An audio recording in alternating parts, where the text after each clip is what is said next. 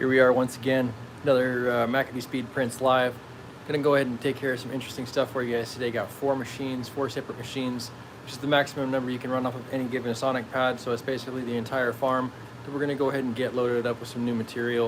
I'm gonna go ahead and show you exactly how I load my material up, what exactly the material looks like when I go ahead and unload it off the pallet, what it looks like in the individual cases, and then go ahead and unload some spools for you as well, just so you can go ahead and check out the full spectrum experience of what it means to go ahead and start to finish. This is what it really means to have a print farm. As a manufacturing company, printing is kind of one of those things that a lot of people hear about, but only so many people still understand the true nitty-gritty of, even as far along in print history as we are. People have had access to affordable consumer grade printers for probably what now, 5-7 years, probably somewhere in that range, less than 10. And even in that 10-year learning curve period, there's only so many people out there who really at this point understand what it truly is. So I want to go ahead and take you through the entire thing, from the pallet of filament all the way through starting the print, and hopefully you guys enjoy what you see and you'll be able to learn something along the way. This is our print farm that we're going to mess with today. We got 4 machines here, 1, 2, 3, as well as the 4th one over here. We have our exhaust duct hanging in the center there. It's pretty cool. Gets everything out as far as any odors. It's not really a hazardous thing. It's just more of not letting heat build up in the area from the print beds themselves, as well as the smell of that burning plastic itself. It's kind of when you do a PLA and TPU, it's not like a toxic plastic, but it's not necessarily something you want to go ahead and just live in all the time, right? So we do indeed have a cool exhaust system that we'll be able to take advantage of. Let's go ahead and crack open the full throttle. ASMR, you asthma guys. All right, cool. Smash like, cheers.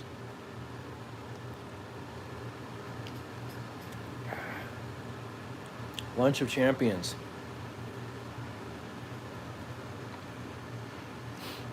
What's happening, Jen?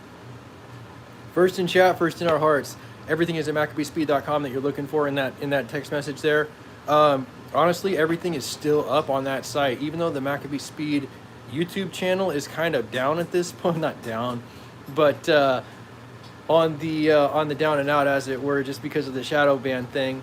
The site itself is still up, so even though you might not be getting notifications of new videos or videos that I post, the site itself is still active, and that's also why we're over here, right? Try and give it a clean slate. I'm not afraid of starting over if there's been a crippling plateau that my initial channel has hit, right? And I've done it once, so I don't mind trying to do it again. Trying to go ahead and get directly into it then, huh? Welcome to Jen. Hey, new or old, it's all welcome here, all welcome here. Let's go ahead and get into unboxing some spools of filament and getting them loaded up onto some preheated printers. Scoot you guys back a little bit so you can kind of take in the entire scene. Please ask me anything that you would like to know about this activity, and I will be doing my best to go ahead and try and answer these questions for you.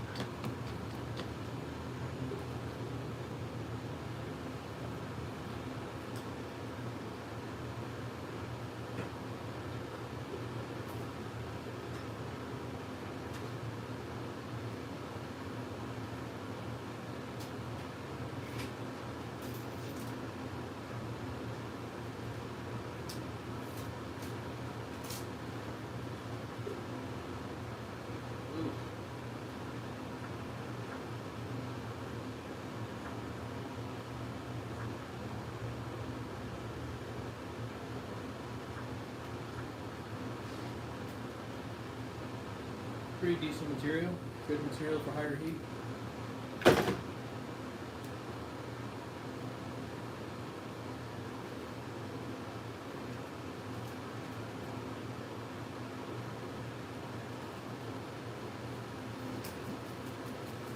TPU, kind of a rubber material.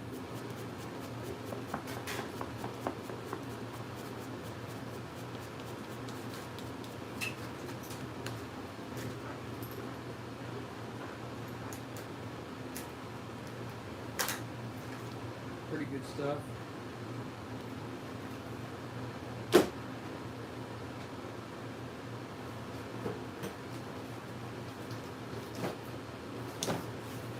box looks like when I get it off the pallet.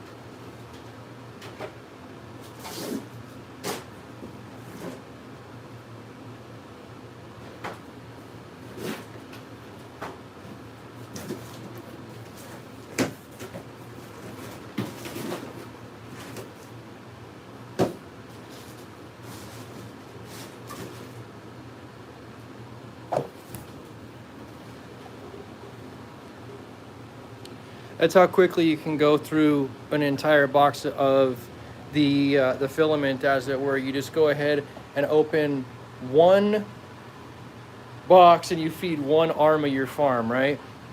Excuse me.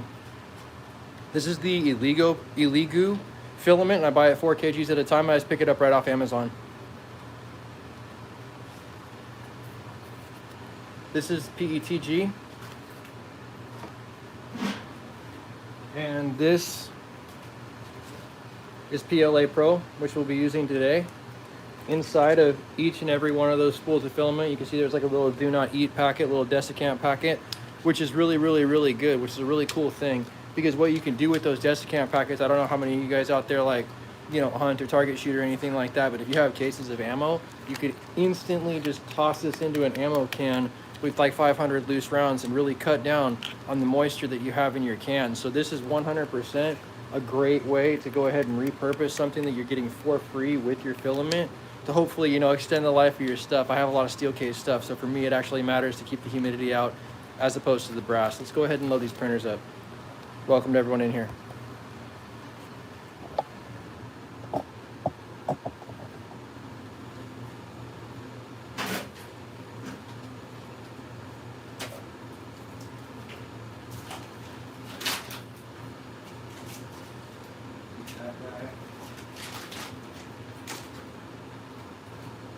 These machines are all preheating right now.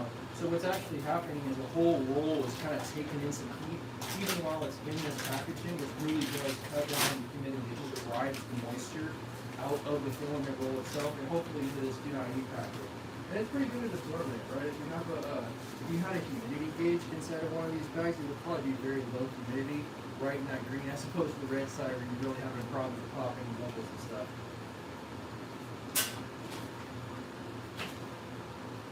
Set it back on the print bed just to continue to heat.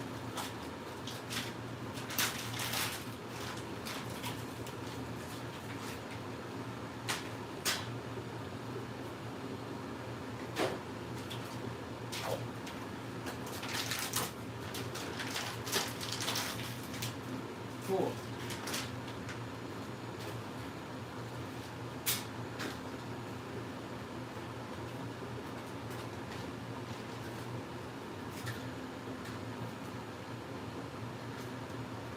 More of the same.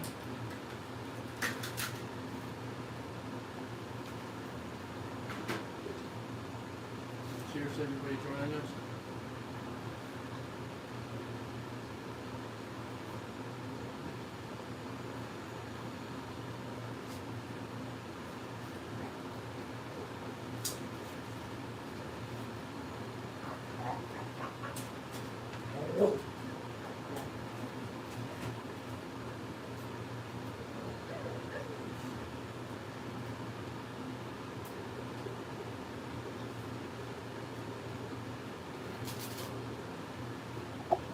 I'm going to kind of bring you guys up here a little bit, show you exactly what I'm doing. Very new at vertical live streaming, but not new at live streaming in general, so hopefully we have a good show here. Got this one we're going to load up.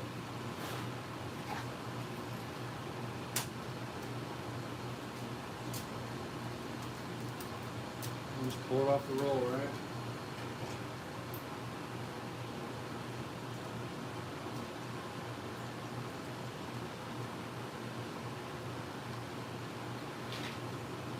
Good to go.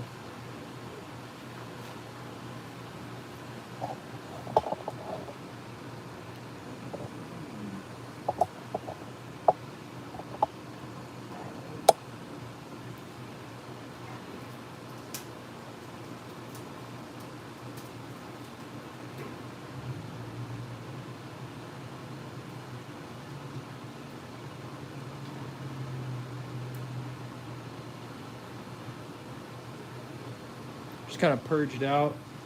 Last thing I ran through this machine was green TPU, so that green rubber kind of sticks to everything inside that melt channel in the center of the nozzle. Boom. Purge it out. Easy.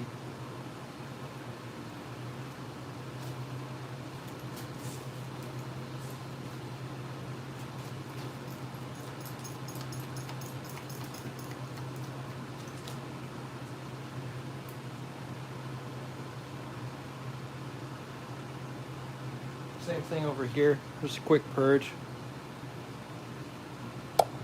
All right.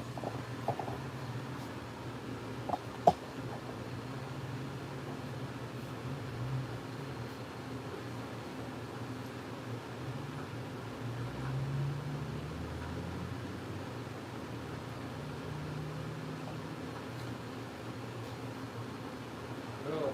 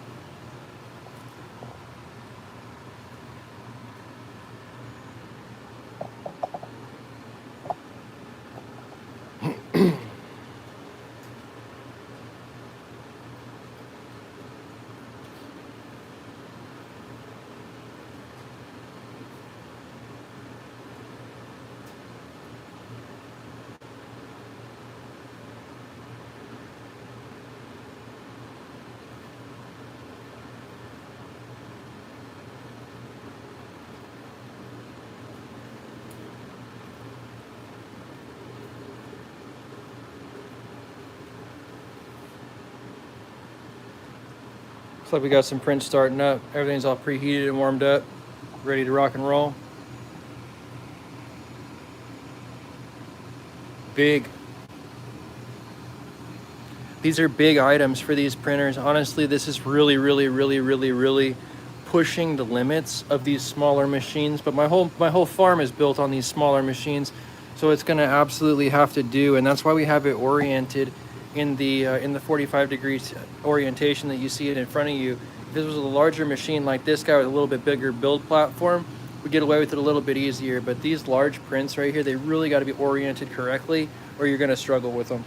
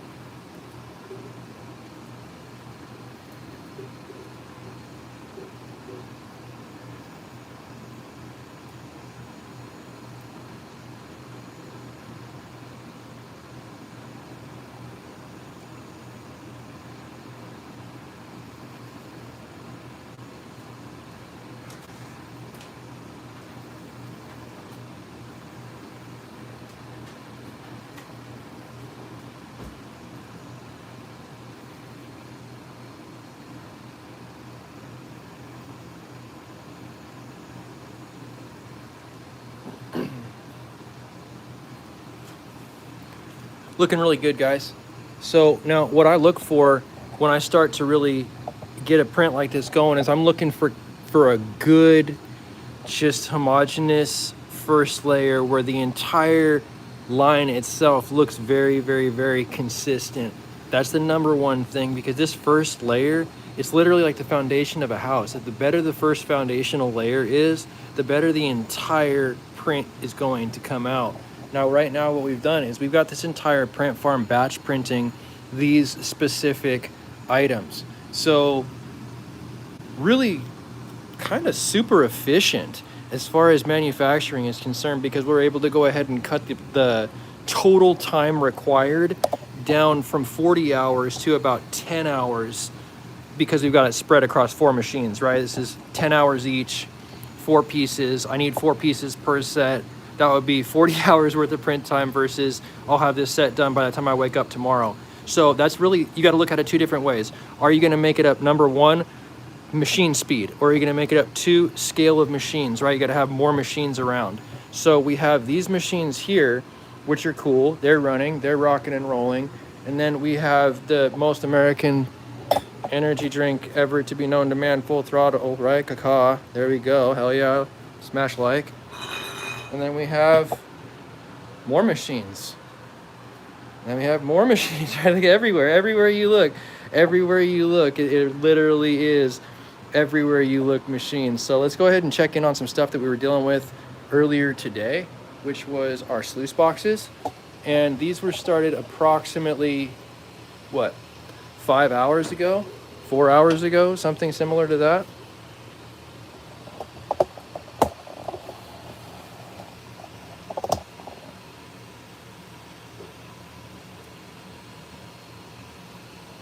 This is going to be a smaller riffle profile of this guy right here. This is the larger riffle profile for Gold Recovery. It's a sluice box.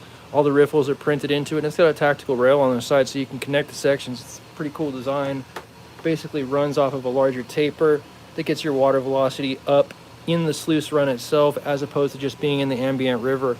So this is kind of cool. We got this guy going. These 2 machines are cleared up right now from what we were printing earlier.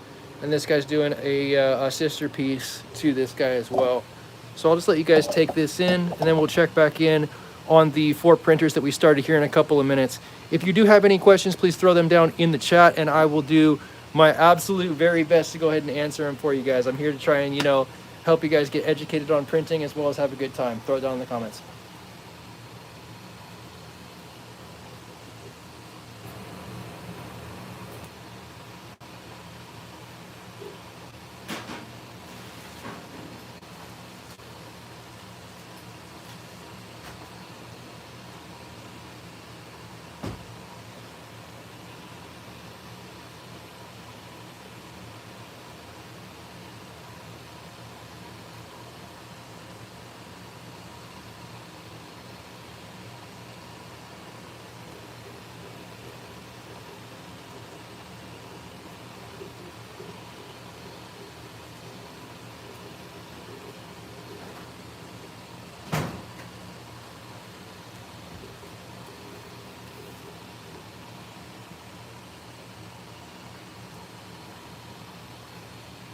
If you do like what you're seeing at this point, you like seeing 3D printing, you like seeing off-the-grid manufacturing, you like seeing everything that you're currently taking in, make sure you smash that like button.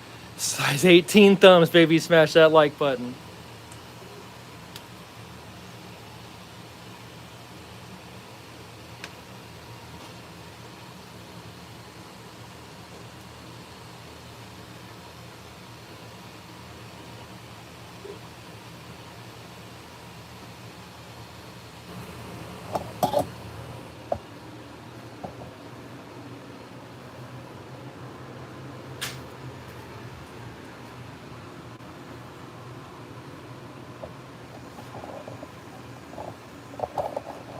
Big first layers, dude. That is filament usage, bro. Spitting out some plastic. That's what it's all about, man. That's what it's all about. You take plastic string, and then you have a very smart glue gun, and the glue gun makes a picture, and then the glue gun makes that picture a bunch more times on top of that initial picture, and that's 3D printing. This is what it is all about right here. Now, so 1 kilo, 1 kilo, 1 kilo, 1 kilo. To keep 4 machines going, you got 4 kilos of material at this point.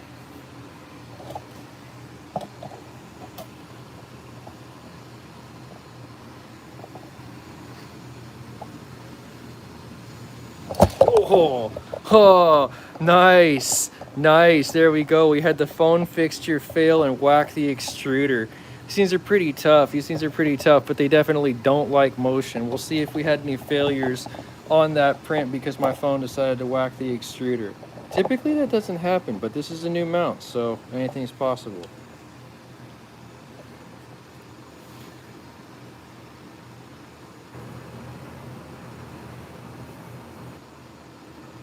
No edits on live stream, baby. Does look pretty solid though. Does look pretty solid, and when I run my finger across it, it's got that good, nice, completely linear style feel to it. Tactile feel, feels really good. Getting good first layer adhesion, liking what I see there.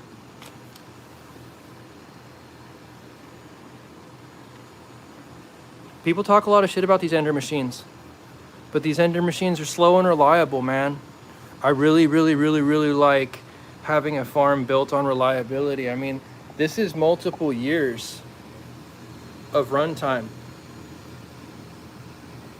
Multiple years that this one machine has run. I probably have, 2,000 hours, 3,000 hours on this one machine right here, and it still runs really, really, really, really solidly good. Can't knock the Enders, man.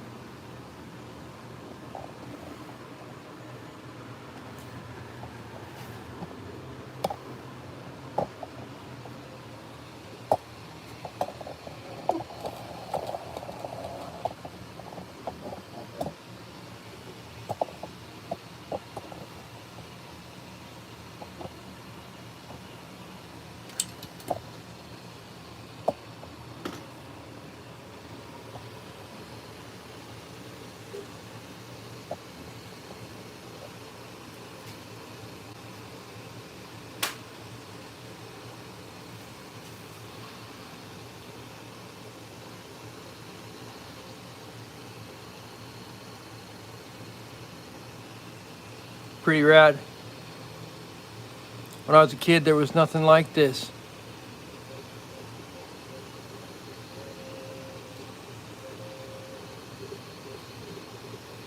Just doesn't miss. This thing will run sleeplessly, tirelessly, absolutely complaint free for days. Just feed it filament. Just feed it filament and keep it powered up, and it'll just run. Probably think, oh, he's full of shit. He's saying whatever. No, I'm sorry. These numbers right here, 89 days of runtime. These are days that it's run consecutively, not like days that I've owned it. So you start to really look at is a 3D printer reliable? Yes, it is. Absolutely is. Beyond a shadow of a doubt. The only thing that you should be burning up is nozzles, and you can eliminate burning up nozzles if you simply go to a diamond nozzle. That is the one thing that I cannot stress enough for you guys. If you're going to be, up and coming print farmers, you want to do this for yourself, eliminate that need to take down your whole farm, once a week by replacing the nozzles. Go to a irreplaceable nozzle like the diamond ones. They're about 5 to 10 times as expensive as one brass or stainless nozzle, but inside of that, you're not taking the machines apart. You're not having to reset, re-zero, re-level all your stuff every time like you would with every single nozzle change. Set it and forget it. I've got thousands of hours on these diamond nozzles, and they just work. I cannot say enough. Not only Diamondback brand and Durazel, both good brands.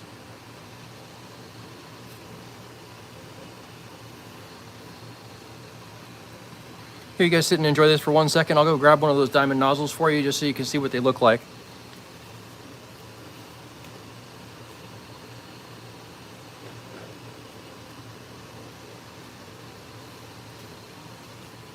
There it is. Real deal. This is the best upgrade that any person can make to their Ender-based printer. The diamond nozzle does not care what kind of filament you feed it. It will literally eat and ask for seconds any type of material, regardless of the abrasiveness. It does not care. So this guy right here, some people ask me, is it worth 55 bucks to 70 bucks depending on where and when you buy this? Yes, it is definitely worth 50 to 70 bucks depending on when and where you buy this, to be able to never change the nozzle on that machine again. I mean, you got to look at it. If I had to pull this machine out of service once a week, and I have 30 plus machines, I'm looking at like 15 hours maintenance every single week, because it's like half an hour to heat, remove, replace, you know, and then re-level everything. It's like a half an hour process to change a nozzle. And I mean, you can get faster. You can say, oh, I could do it in 10. Yeah, I bet you can. You're fucking 3D printing ninja. You know what I mean? But me personally, it takes me about half an hour. So if you have 30 machines plus, it's just in your best interest to do what I did and get these like non-consumable style products. This made the big corner turn style move for my farm was the diamond nozzle. Also, I noticed that there was a strong increase in layer adhesion itself, just like basal layer adhesion across the print itself when I went to the diamond nozzle. The diamond nozzle really did pay dividends, and I'm not sponsored by them, right? I just bought these and they worked that good for me. So I'm trying to help you guys get to that level as well. And maybe you guys might want to pick one up. They're on Amazon, and the brand was Durazzle once again. This guy.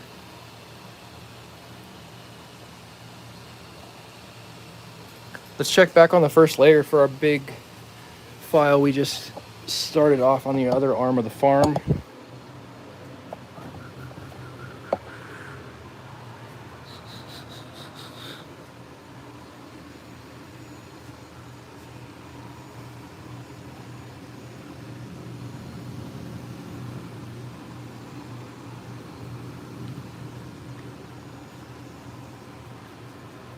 Not terrible. Not terrible. This is a really, really, really large item. It's going to be over 250 grams, so I'm not going to get a lot of these items each roll that I have loaded up on each machine. But it's a good test of the machine itself because it's so large to the build envelope size, right? When you really start getting into the larger objects, that's what really tests and taxes your machine. See, all right, well, is it going to be level all the way across the bed? Is it going to be able to maintain those linear motions required to make an accurate item? This is really a good test for this machine, and also it's going to be a good prototyping style run to see if the client likes these.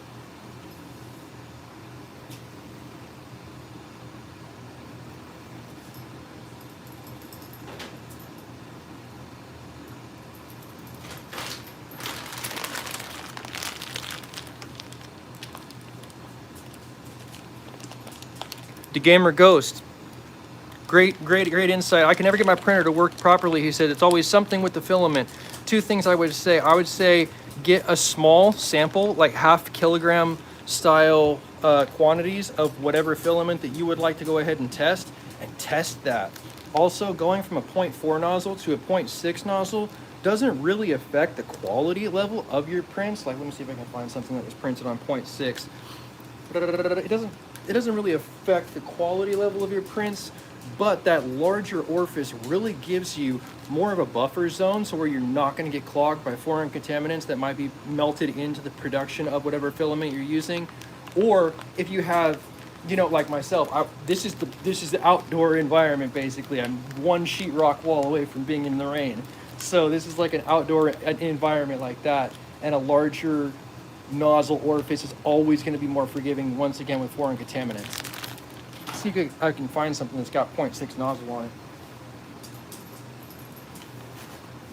Here you go. Not bad, right? Not terrible. It's a quad rail for a paintball marker. It's got a cool fiber optic printed in. Kind of a rad little piece, but this is a 0.6 nozzle. And I mean, I don't know about you guys, but the quality to me, visually, very good. Totally passable quality. So an Ender with a 0.6 nozzle, especially a diamond nozzle, it's got that nice machined flat surface to give you true layer adhesion. It's going to be a lot better than your 0.4 brass off the shelf, right? This is the 0.6 nozzle, once again.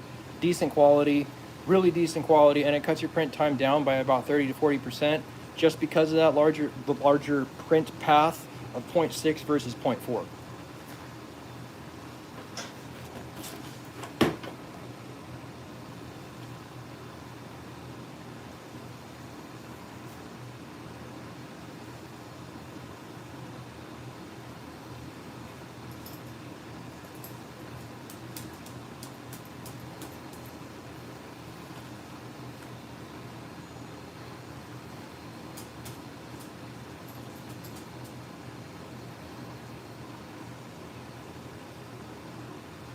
When it comes to the leveling, I've found that if I can get my level within about 0.05, go ahead and flip this around. If I can get my level within about 0.05 of my center, I'm doing pretty good. So say my center is like point 0.1, you know what I mean? If I can get all of my corners to either be 0.05 or 0.15, that 1.0 gap, that's really going to give me a good level build.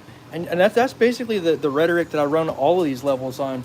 And you can see it's like, yeah, maybe there's a small discrepancy, but I'm still getting really good quality first layers out of this. These are not specialized machines. They're Ender 3 S1 Pro. This one's maybe a little bit tight on the Z-axis here.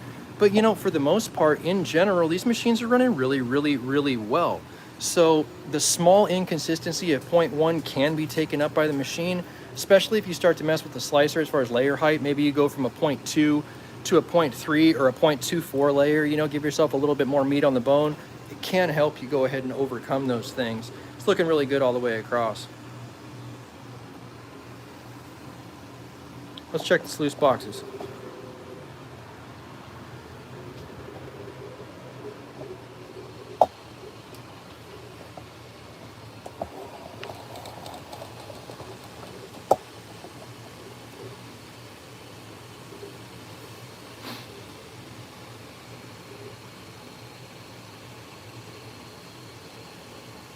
As far as PLA temperatures, I like to run 210 on the extruder and 60 on the and 60 on the plate temperature, 60 Celsius. Yeah, it's within 0.05. Damn, you have a lot of printer. Yeah, we are printing sluice boxes. This is a gold recovery sluice box, and then I have a super top secret item for somebody else, a prototyping bracket that I'm doing for somebody else. Pretty cool though. When I was a kid, it was all like come home by the time the street lights are on, right? Drink hose water, survive. No phones, all smoke signals.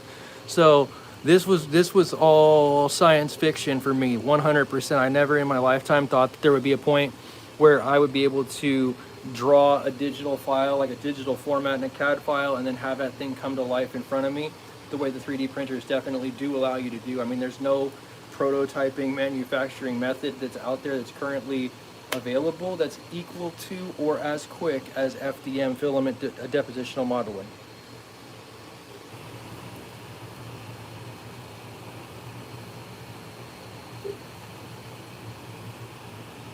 Cool thing about having a tactical rail built into the side of the taper is it allows you to go ahead and have as long of a sluice box as you actually want it, because it connects to all the rest of these rail pieces as well.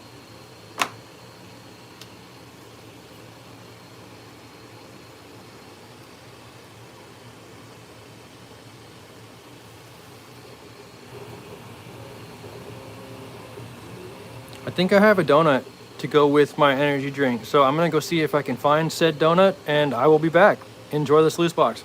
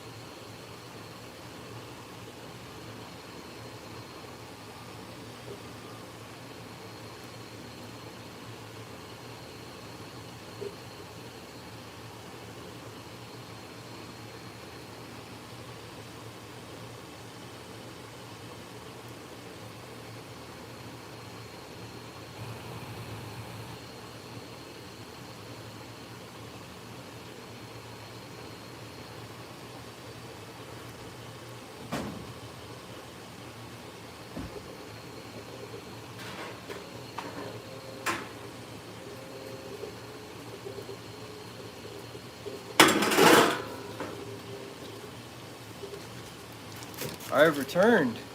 I'm here. Let's see, where we at? As promised, I did find a donut.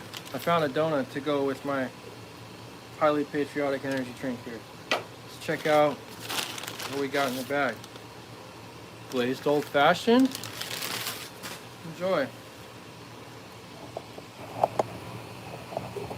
How many old fashioned people are out there? I'm old fashioned. You old fashioned? Old fashioned. Cheers.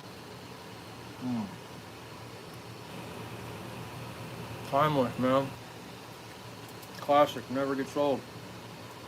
Honestly, like I said, this is still fascinating to me. Multiple years as a 3D printer, this is still fascinating to me. I could sit and watch this all day long, 100%. Also, if my wife would let me, I could eat these donuts all day long. So everybody wins here. Everybody wins here. Cheers.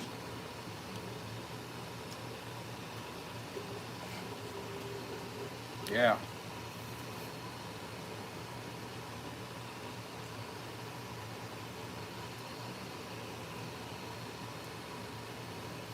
Everybody needs a lunch break, right?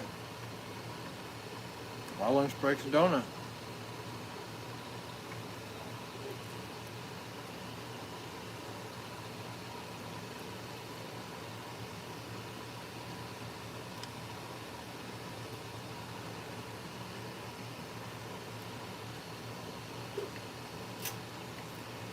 Let's take my delicious lunch and go over to the other print farm. Come on.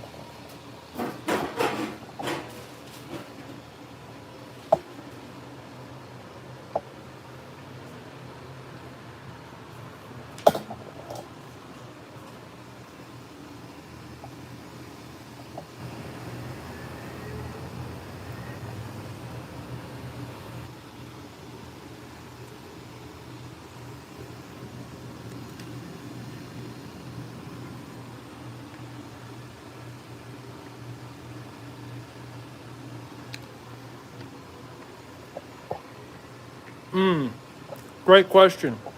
Hang on, let me set the camera down. Love to answer that.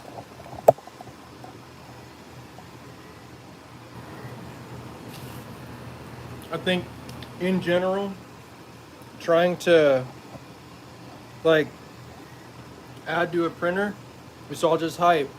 It's 100% just hype.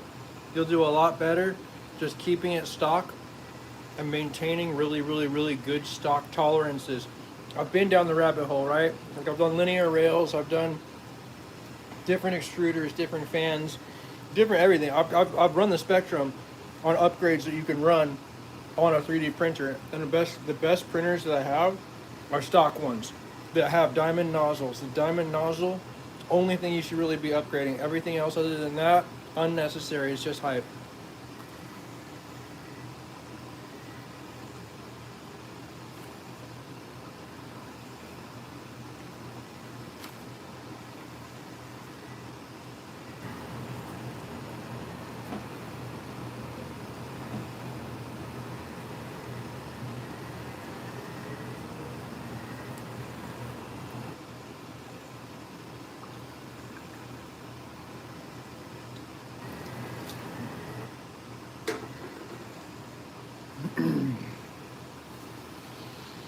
Printed trucker, welcome to the conundrum.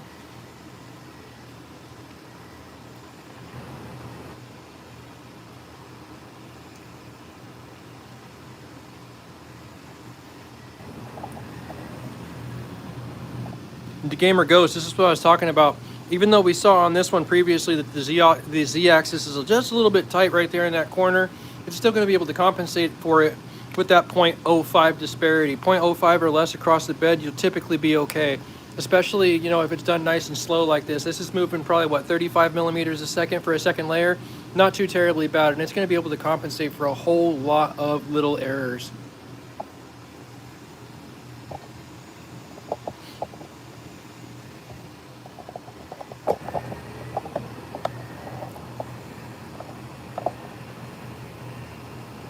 Yeah, no, definitely, absolutely. If you see that it's like a fatter line on one corner of your print, or you see that there's a weird pattern that looks like rippling on one corner of your print, something like that, you're definitely dealing with a leveling issue.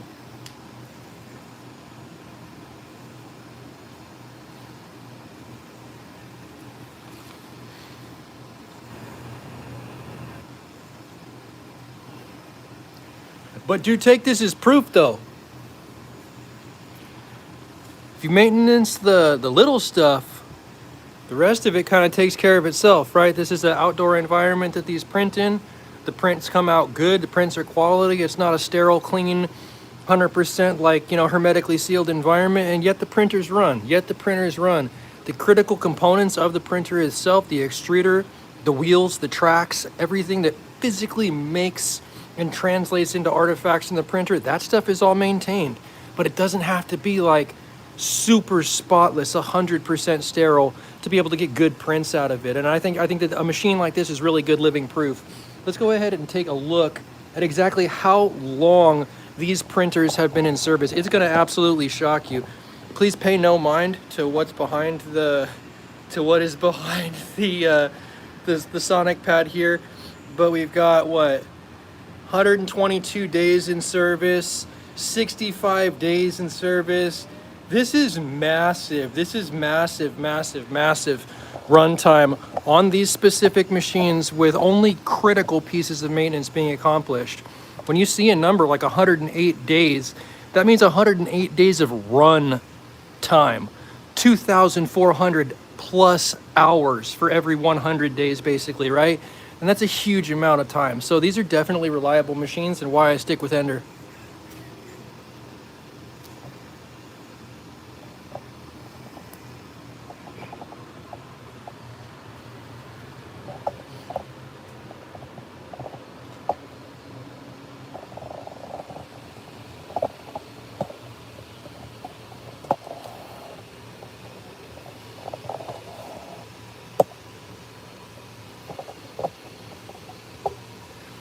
Printed Trucker, this is what we were able to go ahead and knock out. Since you've seen the last live this morning, you were definitely privy to that previous live stream, and this is where we got to. Approximately 4.5 inches of build height in 6 hours, 5 hours, something like that.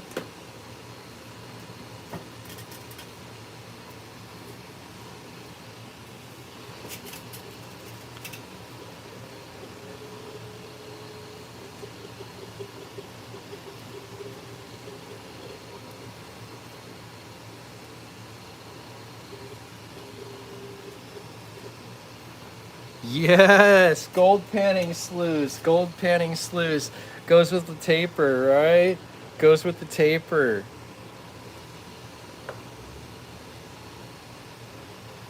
Gold's $3,000 an ounce, plus. It's definitely a cool investment to try and make the best of it and get some gold panning equipment going.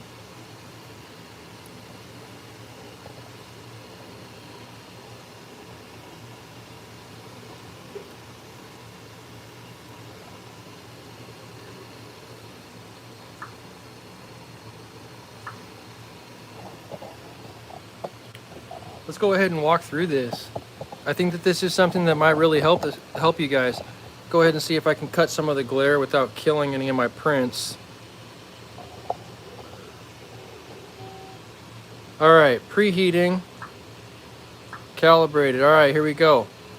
We're gonna go ahead and we're gonna preheat this, and for our friend DeGamer, I'm gonna go ahead and level this machine, and then we'll see exactly what we get out of it, so you guys can see what it's like to level a machine on a Klipper-based operating system. This is Klipper-based because that's what the print Sonic pad actually runs on.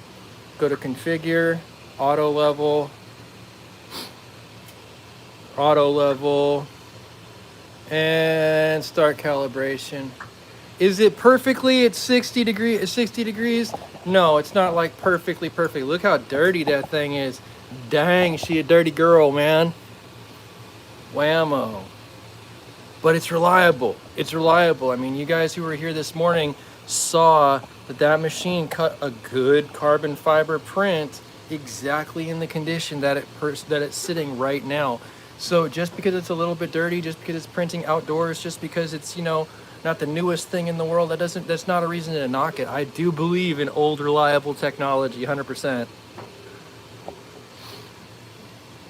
Printed Trucker, no way, dude. Honestly, I respect people who post so much. Honestly, people who post, it takes a certain intestinal fortitude just to go ahead and hit the record button and post it. So hats off to you, man. As a creator myself, it's hard.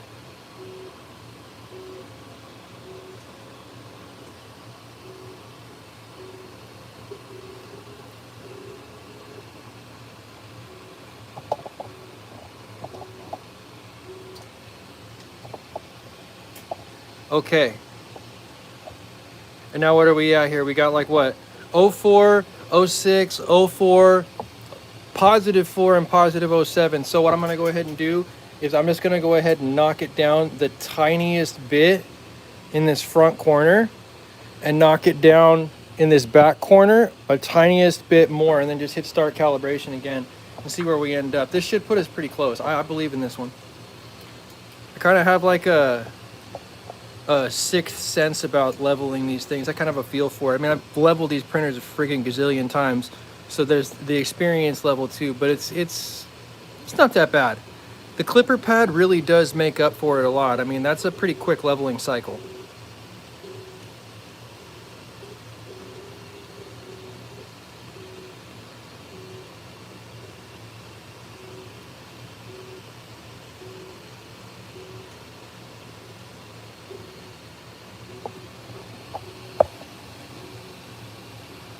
Not bad, dog. Look at this. Look at this.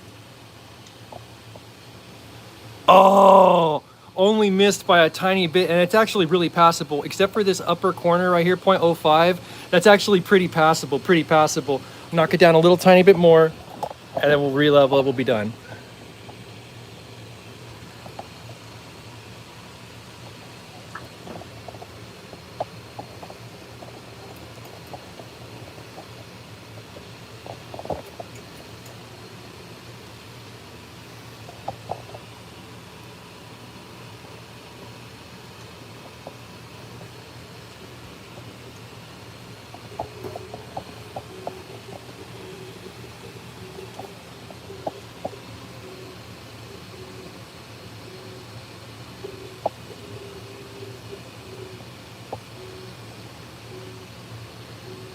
This is how it goes.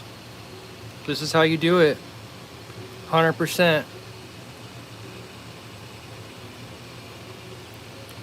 Oh, it gets even better. Wait till I get to the visualization point, Printed Trucker. Check this out. All right, so that is 100% within spec as far as I'm concerned. Looks really, really, really good across the board. You can see over here, all yellow in the middle meat and potatoes of the graph, and I kind of even like rotate this graph a little bit and see like exactly what the height looks like.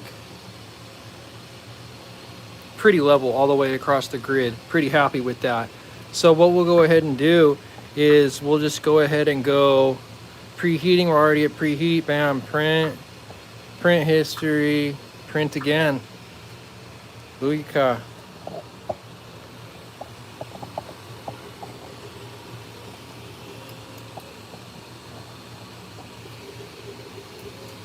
The Gamer Ghost, honestly, if you have a Creality based printer, I really, really, really do like this Sonic Pad. The Sonic Pad for 99 bucks is a really, really good upgrade. They last at least 18 months, and I use 4 printers per pad, so like maximum as fast as it could possibly go, and they still survive. So this is good. This is exactly the way it comes out of the Creality box. I didn't have to add any software to it. There was no programming like a Raspberry Pi iPad, anything like that. It just came out of the box and worked. So once again, Printed Trucker, great insight. The user interface on the Sonic Pad is good, and we've gone from leveling to printing in like 2 minutes, 3 minutes here flat, and we are currently cutting a print. There goes our purge line. Booyah.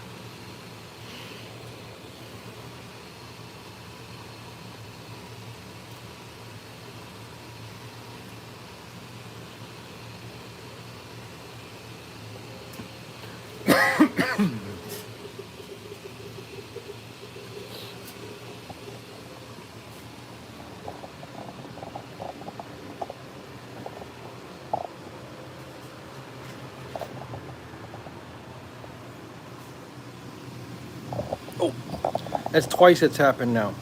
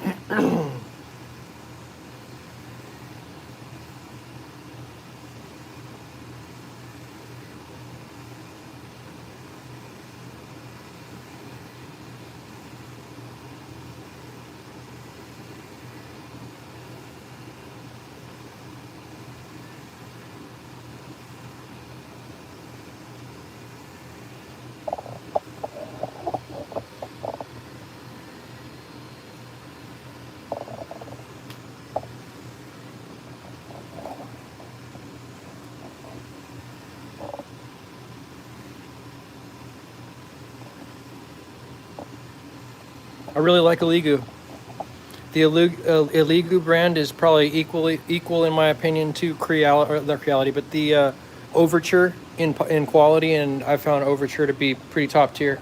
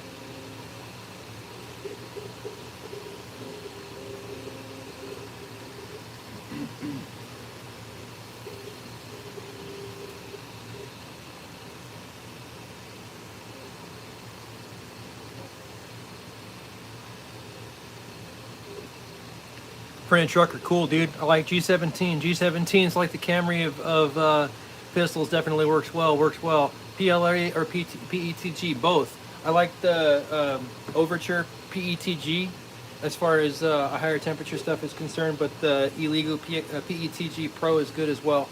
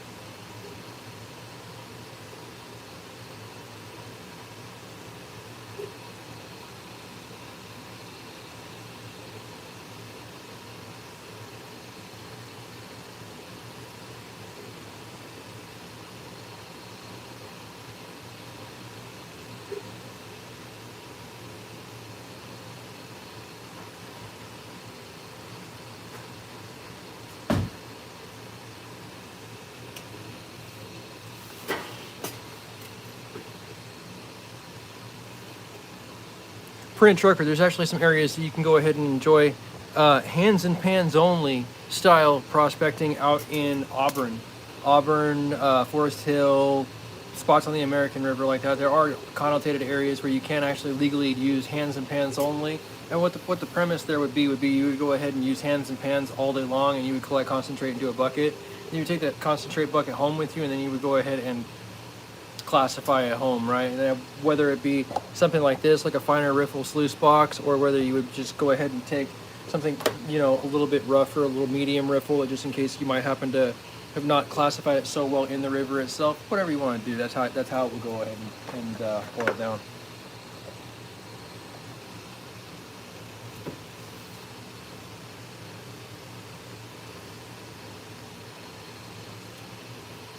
Go ahead and check back in on our big print prototypes on the other arm of the farm real quick.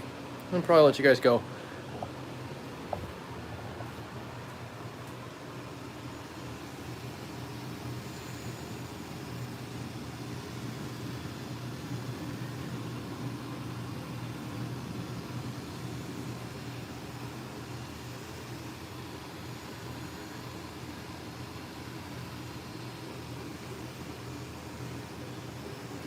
All right, guys. Well, make sure you go ahead and hit that subscribe button, hit that thumbs up button, and I will catch you guys with another live stream another time.